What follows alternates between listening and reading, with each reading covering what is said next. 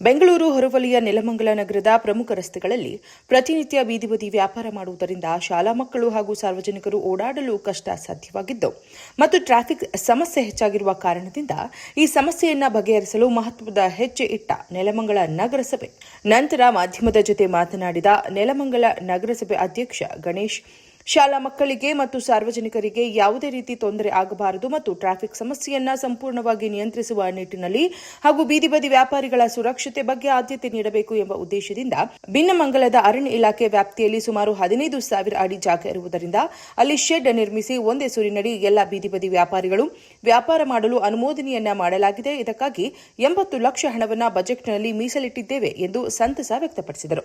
ಬೀದಿ ವ್ಯಾಪಾರಿಗಳಿಗೆ ಅದನ್ನ ಮೀಟಿಂಗ್ ಅಲ್ಲಿ ನಾವು ಮಾತಾಡಿದೀವಿ. ಅದನ್ನ ಅಪ್ರೂವಲ್ ಆಲ್ರೆಡಿ ಮಾಡ್ಕೊಂಡಿದೀವಿ. ಅದಕ್ಕಾಗಿ ಈ ಒಂದು ಬಜೆಟ್ ಅಲ್ಲಿ 80 ಲಕ್ಷ ಮೀಸಲಾಗಿ ಇಟ್ಕೊಂಡಿದೀವಿ. ಅವ್ರಿಗೆ ಒಂದು ನಮ್ಮ ಬಿಲ್ಮಂಗ್ಲ ಫಾರೆಸ್ಟ್ ಮುಂದೆ ಒಂದು 10 ಅಡಿಗೆ ಒಂದು 1,500 ಅಡಿ ಜಾಗ ಇದೆ. ಅಲ್ಲಿ ಒಂದು ಶೆಲ್ಟರ್ ಮಾಡಿ ಎಲ್ಲಾ ಬೂದಿ ವ್ಯಾಪಾರಗಳನ್ನ ಒಂದೇ ಸೂರಿನಡಿ ತರಬೇಕು ಅನ್ನೋದು ನಮ್ಮ ಉದ್ದೇಶ.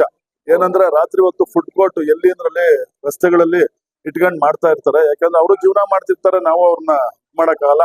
ಅದ ಕಾರಣ ಅವ್ರನ್ನೆಲ್ಲ ಒಂದು ಸೂರಿನಡಿ ತಂದು ಒಂದೇ ತ ಫುಡ್ ಕೋರ್ಟ್ ಮಾಡ್ಬೇಕು ಅನ್ನೋ ಒಂದು ತೀರ್ಮಾನನ ಎಲ್ಲ ನಮ್ಮ ಗೌರವಾನ್ವಿತ ನಗರಸಭಾ ಸದಸ್ಯರ ಒಂದು ಒಮ್ಮತದಂತೆ ತೀರ್ಮಾನ ಕೈಗೊಂಡಿದ್ದೀವಿ.